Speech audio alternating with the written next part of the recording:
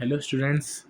तो पिछले लेक्चर में जो हमने पढ़ा था बैलेंस करना और ये आप सोच रहे हो कि आज वापस केमिस्ट्री। हाँ, आज केमिस्ट्री का 2 लेक्चर है आपका। कल आपका मैथमेटिक्स का 2 लेक्चर होगा, तो क्या कर सकते हैं। तो आज हमारा लिखिए हमारा लेक्चर 3 है। तो हम लोग ने अभी बैलेंसिंग करना पढ़ा था, केमिकल रिएक्शंस, केमिकल इक्वेशंस पढ़े थे। तो मैंने एक बात बोली थी कि एक और मेथड होता है इक्वेशनल मेथड बैलेंस करने का, तो वो हम लोग जो है नेक्स्ट लेक्चर में पढ़ेंगे, ठीक है। तो वही आज हम लोग देखने वाले इक्वेशनल मेथड से जो बैलेंस कैसे करते हैं कोई भी केमिकल इक्वेशंस को। देखो, balancing a chemical equation by equational method. Equation का भी मतलब इक्वेशंस जो होते हैं हमने पढ़ा था, जैसे कि 4 2a 2c, ये सब जो क्या है इक्वेशंस है। तो ये इक्वेशंस के मेथड से जो है हम लोग जो है इक्वेशन, कोई भी केमिकल इक्वेशन को जो है बैलेंस करना सीखेंगे। देखो, कोई भी इक्वेशन है तो मतलब कोई भी ये केमिकल इक्वेशन है, रिएक्शन है, तो उसमें क्या करो, जितना भी मतलब कोई भी सारा एलिमेंट है, कंपाउंड है, सबके आगे कोई एक वेरिएबल लगा दो, यानी ए बी सी लिख दो। ठीक है, लिख दिया। अब क्या करो, एम जी जो है उसके साथ ए है, एम जी कितना है, एक है, यानी 1 × ए हो जाएगा।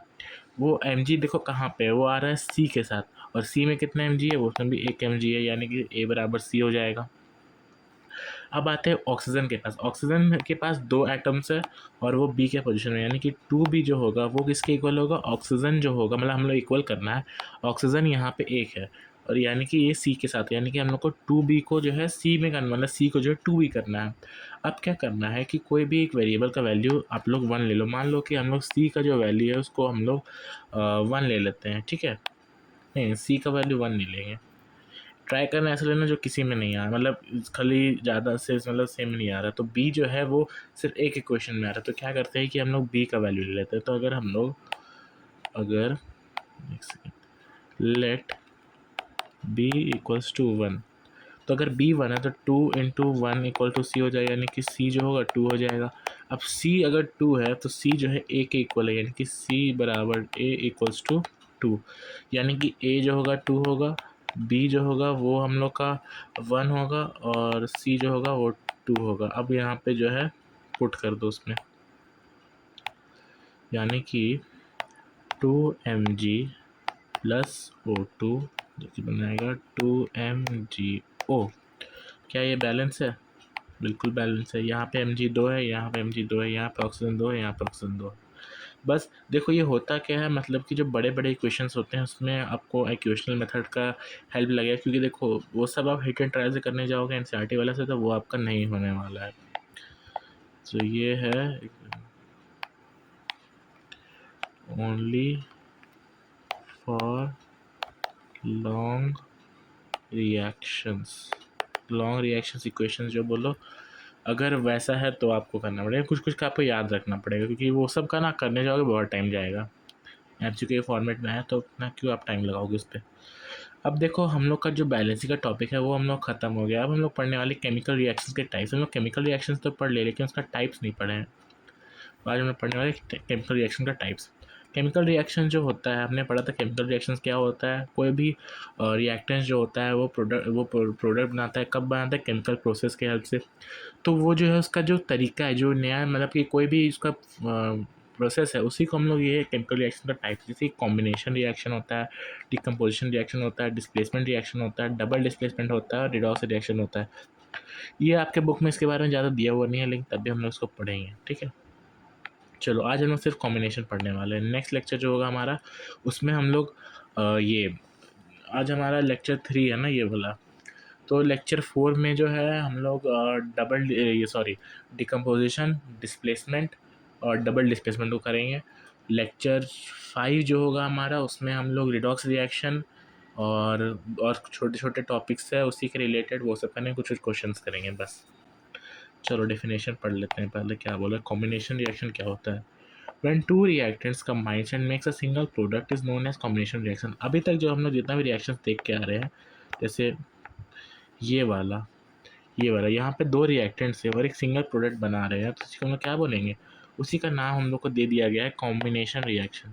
जैसे ए प्लस बी जो हो रहा है वो ए बी बन रहा है, H2 जो है H2 ऐड हो रहा है, H2 रिएक्टेंट से कंबाइन हो रहा है और H2 वाटर बना रहा है, तो इसी को हम लोग बोलते हैं combination reaction.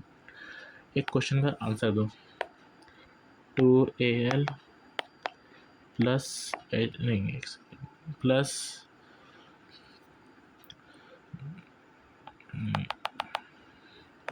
Al plus Cl, जो कि तुम्हारा बनाएगा AlCl3। क्या ये कॉम्बिनेशन रिएक्शन है? बिल्कुल है। अब इसको बैलेंस कर दो। चलो हो गया बैलेंस। ठीक है, ये हो गया हम लोग कॉम्बिनेशन रिएक्शन। अब पूछे बैलेंस, अरे यहाँ पे Al एक है, यहाँ पे Cl एक था। Al और Cl का जब हुआ तो जब रिएक्शन हुआ तो Al का वैलेंसी कितना, एल्यूमिनियम का वैलेंसी 3 होता है। एल्यूमिनियम का वैलेंसी 3, सो क्लोरीन का 1, तो यानी क्रॉस मल्टीप्लाई AlCl3 हो गया। बैलेंस कर दो बस, सिंपल। अब इसमें आइडेंटिफाई करो कि कौन सा रिएक्शन जो है वो कॉम्बिनेशन रिएक्शन है। Identify which is the combination reaction.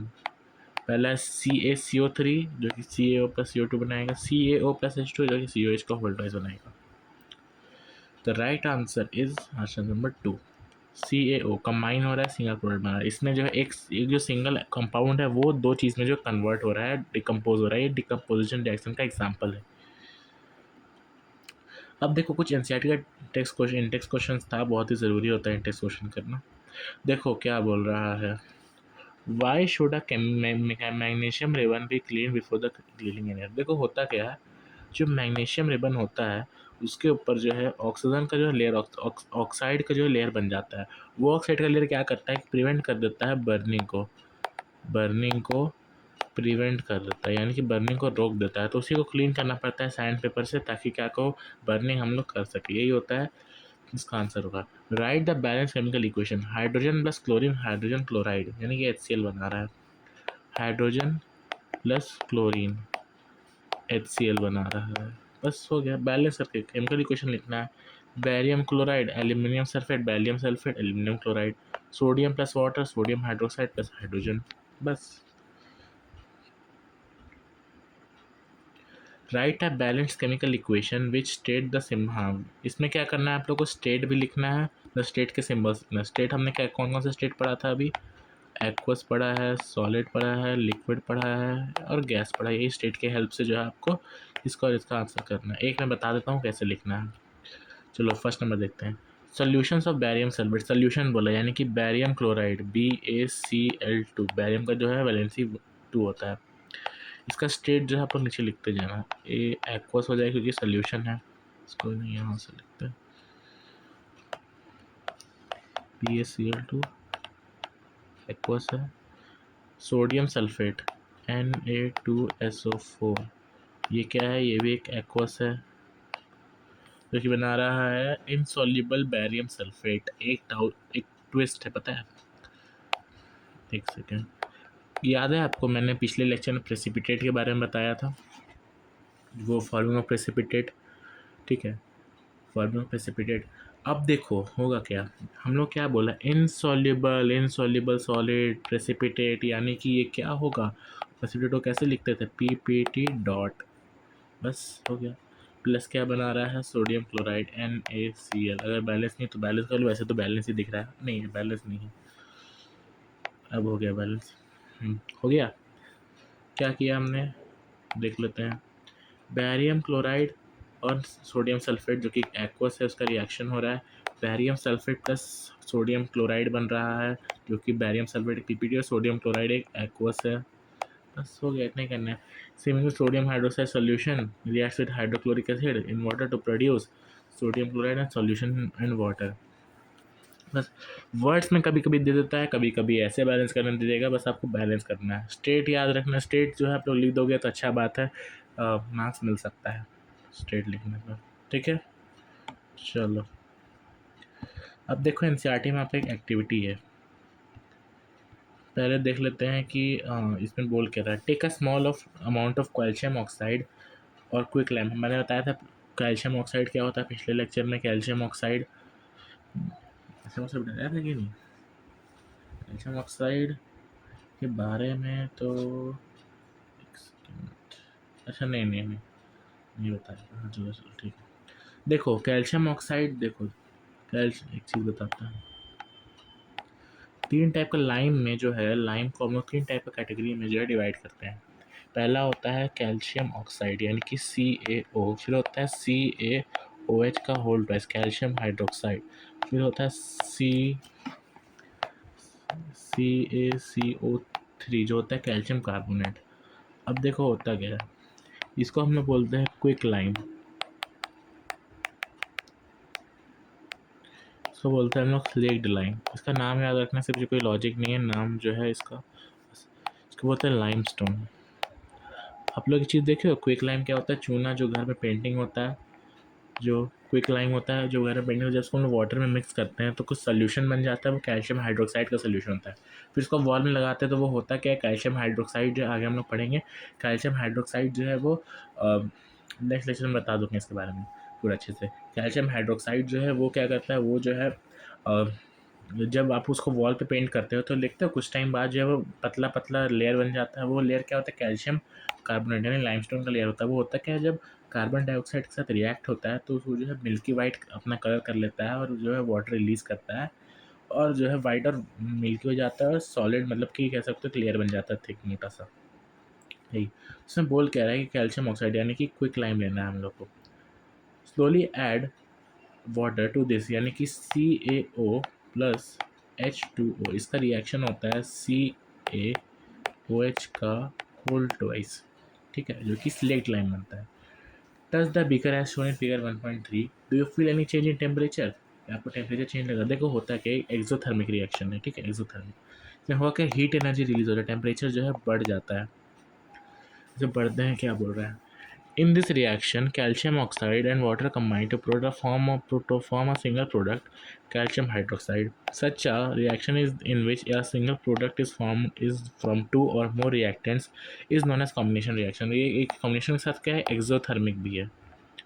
Exothermic है क्यों? क्योंकि जो है ये एनर्जी रिलीज कर रहा है, हीट एनर्जी रिलीज कर रहा है। ये जो बीकर होता है टेम्परेचर बढ़ जाता है इसका। हो गया, चलो। हाँ, डू यू नो इसी में पूरा बताया जाएगा। A solution of slaked lime produced by the reaction 1.13 is used for whitewashing walls. CaO यानी कि सोल्यूशन जो CaOH का होल ट्वाइस था, सोल्यूशन जो था स्लेक्ड लाइम का, उसको हम लोग वाइट वॉशिंग यानी कि जो वॉल में कलरिंग होता है उसमें हेल्प कर, वो जो है रोल प्ले करता है। Calcium hydroxide reacts slowly with the carbon dioxide in the form to a thin layer of calcium carbonate on the walls. Calcium carbonate is formed after 2 or 3 days of whitewashing and gives a shiny finish to the walls. It is interesting to note that the chemical formula of marble is also CaCO3 यानी कि यही होता है marble का chemical formula. ये इसमें CaOH का whole twice और CO3 के बारे में बताया गया है। बस। अब देखो दो टाइप का रिएक्शन होता है, अभी एक्सोथर्मिक है ना, दो टाइप का रिएक्शन होता है, एंडोथर्मिक और एक्सोथर्मिक। पहले देखते हैं एंडोथर्मिक क्या होता है। In a chemical reaction when energy absorbed is known as endothermic. कोई भी केमिकल रिएक्शन में एनर्जी जब एब्जॉर्ब होता है उसको बोलते हैं हम लोग एंडोथर्मिक। मतलब कि मेनली जो होता है एंडोथर्मिक डिकम्पोजिशन रिएक्शन में होता है। ये जो सिंबल है हीट का सिंबल है, ठीक है, एरो के ऊपर लगाया जाता है डिकम्पोजिशन रिएक्शन। अगर ये एक्सोथर्मिक होता, बताएंगे आगे एक्सोथर्मिक क्या होता है, तो यहाँ पे जो है ऐसा लगता है अगर कोई भी एनर्जी रिलीज हो रहा है तो क्या हो रहा है, लेकिन यहाँ पे जो है नहीं लगेगा, यानी कि इधर नहीं लगेगा। कैल्शियम कार्बोनेट को जब हम लोग हीट करें तो कैल्शियम ऑक्साइड और कार्बन डाइऑक्साइड रिलीज होगा। ये एंडोथर्मिक रिएक्शन का एग्जांपल। अब देखते हैं एक्सोथर्मिक क्या होता है। In a chemical reaction when energy is released is known as exothermic. Energy जब रिलीज होगा तो एक्सोथर्मिक बोलेंगे। जैसे रेस्पिरेशन, ये क्या है, रेस्पिरेशन, एनर्जी रिलीज हुआ, ठीक है, एक एक्सोथर्मिक है। एक ट्रिक है इसका याद करने का, एंडो बारे में हमने पढ़ा था ना, एग्जिट यानी कि एनर्जी रिलीज हो रहा है, बाहर जा रहा है। एंडो एंट्री यानी कि एनर्जी जो है एब्जॉर्ब हो रहा है, अंदर आ रहा है। बस ऐसे सेम होता था, एक्सो ऑस्मोसिस एंडो ऑस्मोसिस। बस चलो आज हमारा लेक्चर यहीं तक है, आज इतना ही था। तो हमने इंडोथर्मिक एक्सोथर्मिक पढ़ लिया, कम्बिनेशन पढ़ लिया। अब हम लोग नेक्स्ट लेक्चर में डिकम्पोजिशन, डबल डिस्प्लेसमेंट यानी कि जो मेन चार्ट हम लोग का रिएक्शन है जो एनसीईआरटी में दिया हुआ है वो हम लोग कंप्लीट कर देंगे, कुछ क्वेश्चंस कर लेंगे। और ये जो कैल्शियम ऑक्साइड वाला था, लाइमस्टोन वाला, वो जो है मैं कल आपको अच्छे से समझा दूंगा। और इतना तक ही रखते क्लास को। जो हमारा लेक्चर ये 3 था, तो यानी लेक्चर जो हम लोग का 5 होगा उसमें हम लोग जो है सा पूरा चैप्टर जो है कंप्लीट कर देंगे। यानी कि जो हमारा 5 लेक्चर होगा इसका, 5वां लेक्चर, उसके बाद हम लोग अपना स्टार्ट करेंगे लाइव प्रोसेस का चैप्टर, क्योंकि वो बहुत बड़ा चैप्टर है। ठीक है? सो मिलते हैं एवरीवन, थैंक यू। आज कोई भी हमारा ये नहीं है, डीपीपी नहीं है। ठीक है? कोई भी होमवर्क क्वेश्चन नहीं है, पिछले लेक्चर में लिया था वही सॉल्व करना। मिलते हैं हम लोग अपना नेक्स्ट लेक्चर में। Bye, thank you everyone.